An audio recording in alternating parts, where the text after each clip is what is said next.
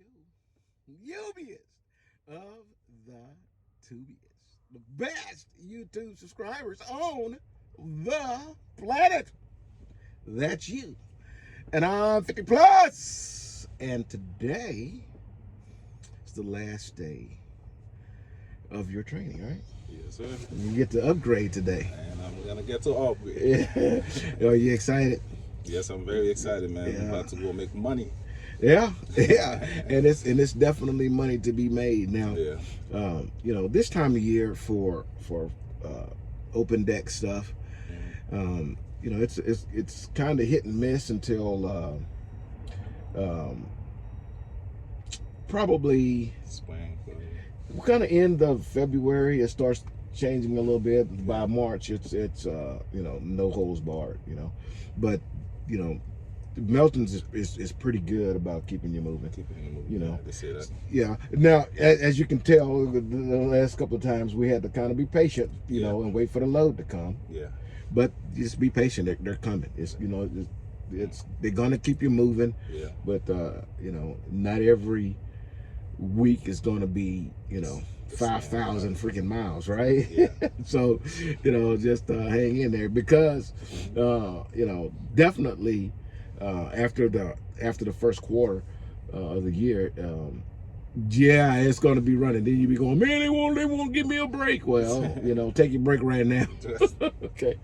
All right. So, we have one single coil on the trailer. Yes. And that thing is heavy. Yeah. I've been driving with 50 plus for about 2 weeks now, and this is the first day I've been nervous. It's the first day I drive and nervous because I know this thing is like, and I watch video about them too. Yeah. So they're scary. They don't look like a whole bunch of stuff in your truck. It's only one thing, but that thing is so heavy. Yeah. You're with more than the truck. Yeah. That's So right. you have to drive carefully, and you know, you have to look ahead at least 500 feet or more, you know, so Yeah. you know, I did it, so Yeah, that's right. And you know, coils aren't in my opinion, they aren't the most dangerous thing that we can haul, in my opinion. Okay, I mean, and it just what's perceived to be dangerous. Yeah. Okay, and you know, just you know, wake up in the morning and facing the day can be dangerous, you know. Yeah. But you just got to, you know, put in your mind that you know, you're gonna do what it takes to keep safe, right? Exactly. And do things the right way, the way you're trained to. Well, I don't say trained, the way you were taught to do things. Okay, as long as you don't overlook details, you're gonna be just fine. Just always make sure you do it the Melton way. Yeah. Meltons always go a little extra miles to make it safer. So you go the Melton way, just the minimum and extra. So. Yeah, right. And so, you know, we knew no matter what, that coil wasn't going anywhere because we just put a huge amount of chains on it, exactly, right? Yep. And you know, and the more chains you put, you know, beyond the minimum, the more change you put, the safer you should feel. Okay, and I don't care if you use every chain in the chain locker, whatever you need to do to make sure that you feel confident in what you did. You're gonna be fine. Okay, and the feeling of confidence is going to help you to be a safer driver along that route because you're not concerned that at any moment the coil is going to come through the cab. Right? So you just do whatever you have to do to make sure that you're safe. And it worked out just fine, right? Exactly. That's right. Yeah, I know it's going to be fine because I'm in this cab with you. I'll make it there. I want to go home. So, exactly. So he was telling me, hey, if I'm driving too slow, you tell me, hey, speed up a little bit. If I'm driving too, you know, well, I never drive fast. Right. Just keep up with the traffic. Yes. You know, and that's a good point. Okay. Yes, I will say that let's not drive 45, 50 miles an hour on an interstate that's 75 miles an hour. And then what ends up happening when you drive too slow, first off, nobody wants to be around the big truck anyways, okay? And the four-wheelers began to make really piss poor decisions when they're around trucks, and even more when they feel like they're being aggravated by the big truck because you're driving, 40 miles below the speed limit. And they'll make hasty decisions, jerking over one side to the other, and you can actually become an obstacle in the road that could cause accidents. So we need to try our best every time we can to work with the flow of traffic, and not all the time is the right lane to be in. And they're gonna tell you that, and they're gonna say, oh yeah, right, trucks should be in the right lane. Hey, listen, I'll tell you something about that right lane. People are getting on and off that interstate in that right lane all the time. So if you ride there, you're gonna constantly have to change your lane. So don't do that. They can tell you that over and over and over and over. You tell them 50 plus, that don't make no sense, and it don't. It's not safe. Especially if you're in the city, every 2 miles there's either an exit or an entrance. You gotta move, and like cars coming, you gotta try to move over to the next lane so you can give them space to get in. Yeah. So a lot of times it's better to be in the middle lane, sometimes. Yeah, listen, I know a lot of things that you guys have been taught, told, do it this way, and I understand. But when you get into the real world and get out here and start riding around, for sure, hey man, you need to do what's safe, okay? And for us, one of the most risky things that we can do is change lanes. And I know that might sound crazy, but a lot of times you don't even know what's behind you. You check and oh man, I'm looking, there's nothing back there, and as soon as you change lane, here comes somebody. Yep. And then you go, oh my goodness, what's going on? But that's the reason we change lanes very slow, right? Yep. Is it? That might take 3 or 4 football fields length to change lanes. Put your signal early. You gotta do it early. That's it. And let him know what you're about to do. That's it. And then take your time doing it. Some of them still don't care. That's right. That's right. You just gotta try to, You got to drive.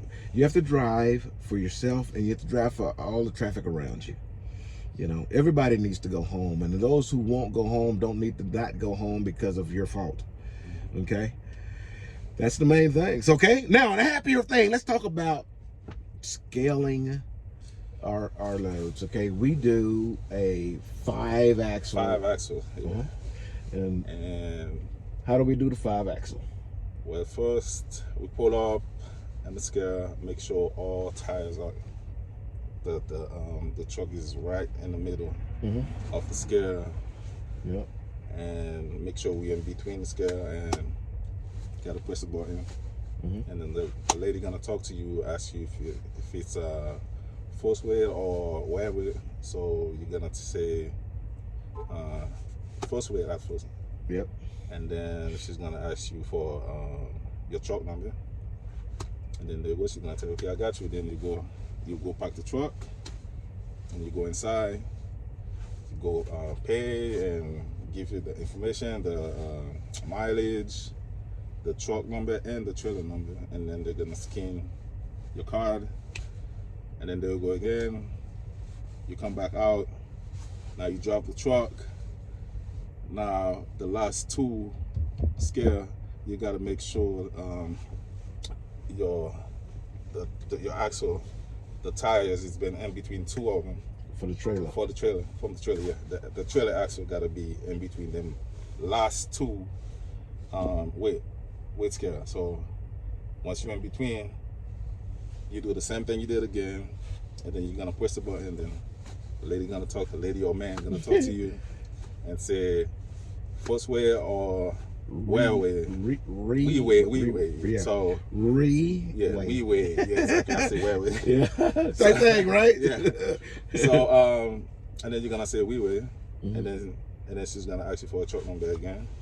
Right. And they already know that you already been there, so. And then she's gonna say, hey, I got you. Yep. There you go. You walk in there, get your papers again, and then that's it. That's all to it.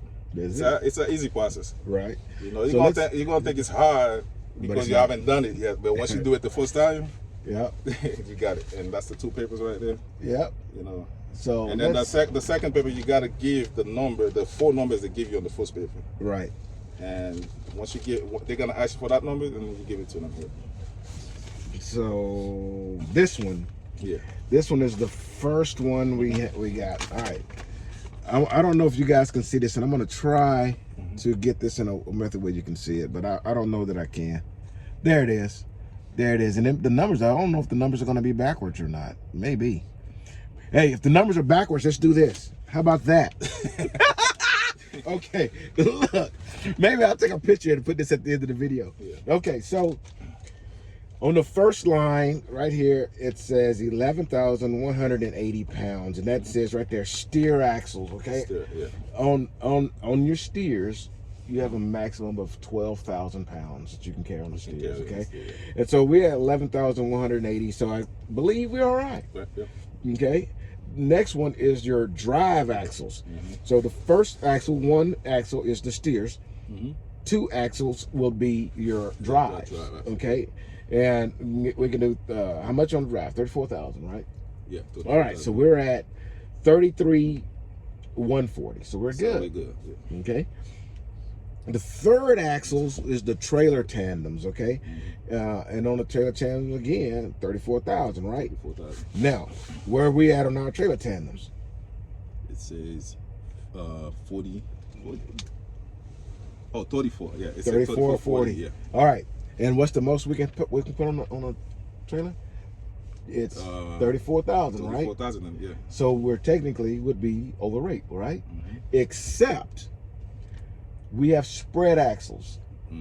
And because we have spread axles, we can put 20,000 on each axle. On each axle, yeah. That's one thing you gotta remember. You gotta remember that. Now, if this was closed tandems, it would be illegal because you're over the 34,000. Okay. But we have a gross of 78,360, and our max gross weight is 80,000. So we're technically under. Not technically, we're actually under gross, right? So that's good. Right. So even though it says 34,040 pounds, we're technically 40 pounds overweight on the trailer, except we are spreads. We do 20,000 per axle. Okay. So now you pull back on the scale. We've done 3 axles, right? 3 axles, yeah. All right. Now we're going to go pull back on the scale. And we pull on the scale, we're going to pull all the way off until our trailer is on the forward set of tandems is on the first pad, and then the rear tandem is on the second pad, right? And then we go scale just like you explained, okay? And what that's going to do is measure those 2 axles, and that would be axle 4 and axle 5. So when we say 5 axle weight, that's exactly what we're talking about. That's the 4th and 5th axle is those 2 trailer tires, okay? On those, we're going to do a maximum of how many thousand? 20,000, right? 20,000. Each one, all right? And we have 16,860, and we have 17,100. So, both under 20, so we are legal. That's it. That's all it takes. That's it. That's all you need. And then you'll save those in case Mr. Popo pulls you over, and you can prove that you're legal, and we're good. Okay. So when we do a single coil, we find the middle of the trailer. That's the only way you can make sure that you're not going to be over. That coil weighs 46,000 and some pounds, so it's quite a bit, right? You have to find the center of the trailer, and the center of the trailer has a mark, has a line. Yeah. And then we split our coil racks there, so they will set the load right on the center. Okay, and then chain it down. Yeah. All right, and then you're ready to go. How you like that coil tarp? Yeah, you have your own coil tarp, and it's nice and neat. Yeah. It was made for the coil. That's it. You know, equipment. By the way, Melton they don't provide that, but you can buy your own coil tarp, and I like them, man. I mean, it's almost like a sock, fits right over the top of the coil. You know, I mean, of course, it's made out of the same material. It will save you 20 minutes. Yeah, it'll take you 20 minutes and save you probably 2 hours. Yeah. And it's very easy to secure, man. I mean, it's super simple. You take a total of about 15 bungees on that thing, and done. That's it. You know, so you know, once you get on your own, you'll start to gather things that makes your job easier. Before you go, you know, we'll talk about a few other things that you need to purchase. You can get those things in the gear store in Tulsa, like the plastic edge protection. You see, I got a bunch of them. Yes. But I carry a lot of roofing insulation and stuff like that, and so I do use a lot of edge protectors. Okay. Yeah. And they sell those at the gear store, and then there's that pole that we use, that the extendable. Yeah, that one. Okay, and that, you put the edge protectors in there to hang them. Yeah. They sell those in the gear store. Those things that don't leave Tulsa without those items, okay? Yeah. When you get your truck, you got to have those items right then, because I guarantee you within the first week you're going to use it. Okay? The paper edge protectors, these, okay? They have these in the shop at Tulsa and Laredo. And you want those. You're gonna have to have them.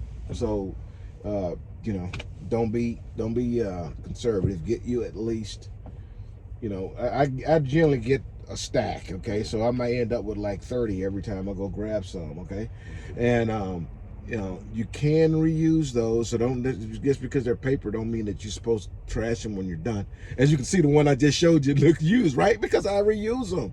And even if they get wet, they'll dry. Don't worry about it. Okay, if you can save them, save them. The ones that you can't save are difficult to save. Is if you go get trusses, and they're like galvanized, and they may just been painted. Then you just put them on there, and then you secure it. By the time you get where you go, they almost glued themselves to the product. Or sometimes you'll go to a construction site where they want you to unsecure and then get in the truck, and they won't let you around the load while they're unloading, and there went only your little edge protectors. Okay, you can't get them off because they're stuck and they need to be on the ground, so you can peel them off, and so you know they're gone. So you just make sure you get some more. Okay, but make sure you use them, because if you don't, they'll cut you'll end up cutting your straps along the way. Okay, exactly, the company's going to supply you with 100 bungees. Going to be the bungees come in boxes of 50. They're going to give you 2 boxes. Okay, and you want to make sure that you get at least 1 more box. Okay. And just put that box in your chain locker, or put that box into the bunk or wherever. But you're going to need to keep 1 box. Okay, and that box is going to be for the time that you walk out and somebody's jacked you for your jacked you for your bungees, and then you steal your stuff at the truck stop. At the truck stop, man. Yeah, you know, I mean, just be prepared for it. You know, most drivers are you know, they respect each other, and you know, well, they won't steal from each other. I'll put it that way. I don't know about saying they respect each other, but they won't necessarily steal from each other. But you get that quirk. That quirk is gonna screw you up. Okay, so we gotta watch out for him. Maverick is coming out, so eventually that white truck's gonna pull up, and I've already had my conversation with these guys in that stripy truck right there, so we don't have to snatch him. I mean, everything will go smooth.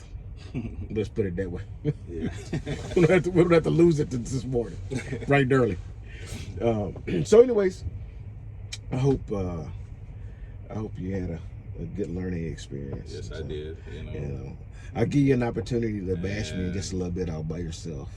So, yeah, I learned a lot, and I learned the best way to pot now. Yeah. And so I'm ready to go on the road now to make money. That's it. You know? Let's make it happen, Captain. Yes, sir. Boom. Thank you. All right. Till I see you again, deliver undistracted. Here's your boop. Boop.